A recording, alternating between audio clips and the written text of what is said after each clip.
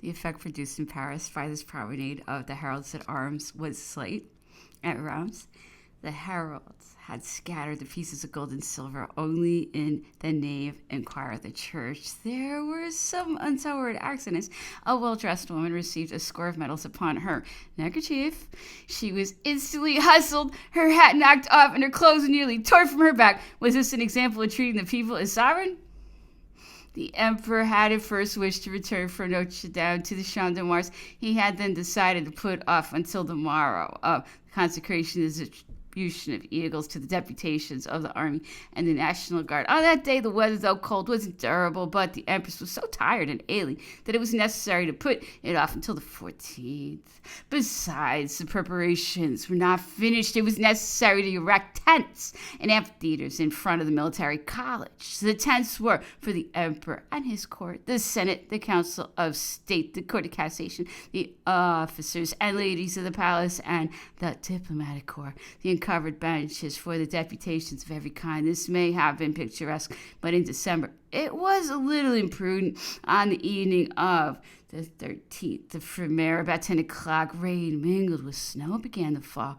This lasted all night and all the morning without a break. At 10 o'clock, however, the report of the cannon boomed forth and announced that the emperor was leaving the Tuileries. There was a pause. It was hoped that the weather would lift, but it did not. Everyone except the emperor was at his post. It was necessary to start. There was more cannon firing, and this time the procession started in the drenching rain. In the front went mounted chasseurs and Mamelukes, grenadiers, and picked constabulary. Brought up the rear. The carriages kept the same orders. On the day of the coronation, the emperor was clad in his short dress. The empress, the princesses, and the ladies were in court dress with low necks. All the dignitaries, grand officers, and officers were plumed and glitteringly resplendent. When it did not rain, it snowed.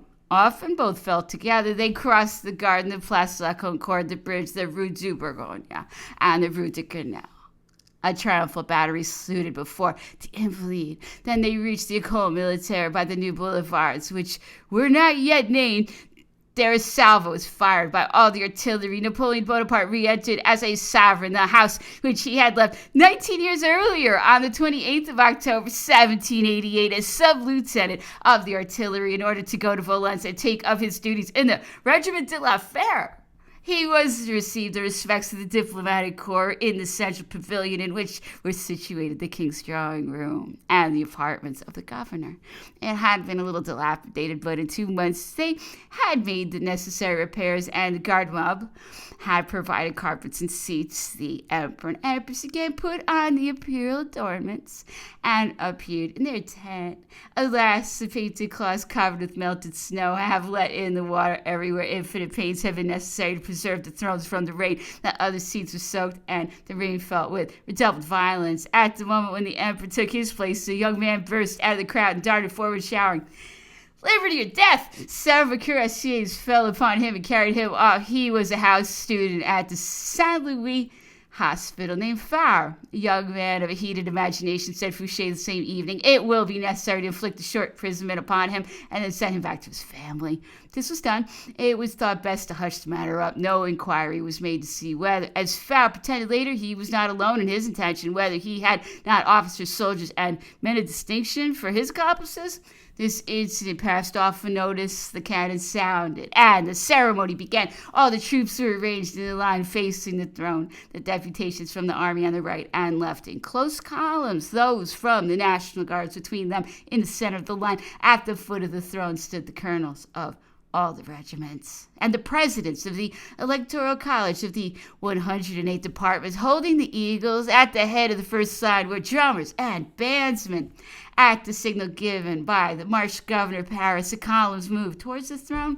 The emperor rose. "Soldiers, here are your colors. These eagles will serve you always as a standard round which to rally. They will fly whithersoever your emperor shall hold their presence necessary for the defense of his throne and of his people. You swear to sacrifice your lives in ever defending and upholding them with your courage on the road to victory." The colonels repeated the oath, brandishing the staves and unfurling the colors. The soldiers presented arms and raised their caps on the end of their bayonets. This piece of enthusiasm, regulated by the ceremonial, lasted until the colors, having given over to the corps, Then there was a march past, but the onlookers, numbed and cold and wetted with the water which came through the tents, had left their positions and gone in disorder to seek for some place where they might hope to find shelter. The empress and the princesses had retired. Only Princess Caroline remained, accustomed herself, she said, to endure the privations inseparable from a throne.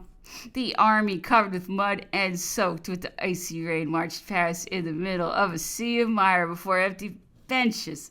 Fontaine was in despair. The emperor had been well advised when he rejected a coronation on the Champ de Mars, which was proposed to him in the memory of the Federation. Can you imagine, said he, the appearance that the emperor and his family would present exposed in their imperial garments to the effect of weather, mud, dust, showers?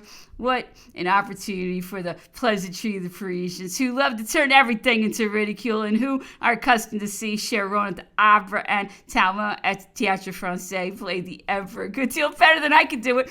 This time his common sense had saved him, but he was no better pleased with his day on account of that. After passing 5 hours in the rain, he re-entered the Tuileries. There was still a grand dinner to come, an immense dinner, a dinner, understand, not a supper. Monsieur de Talleyrand at 6 o'clock, they met in the throne room. The Grand Marshal announced that their Majesties were served. The Emperor and Empress with the Pope passed into the Diana Gallery. The guests followed. There were 5 tables. On the dais in the middle of the gallery, under canopy, was the imperial table. The Empress seated herself in the middle, the Emperor on her right, the Pope on her left, the Elector of Ratisbon at right angles to them.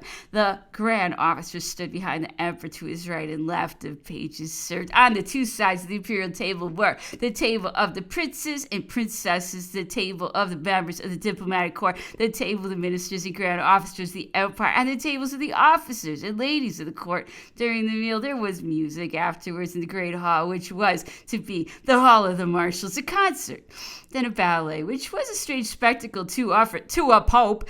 Pope VII retired at the moment when the ballet began. The emperor escorted him as far as the Diana Gallery. Then he returned to his seat to watch Mesdames Gardel, Vestry, and Duport perform a short pastoral ballet with 7 female and 2 male dancers accompanied by the flute, tambourine, and triangle. He was so pleased with this that he bestowed a gratuity of 3,000 francs upon each of the dancers.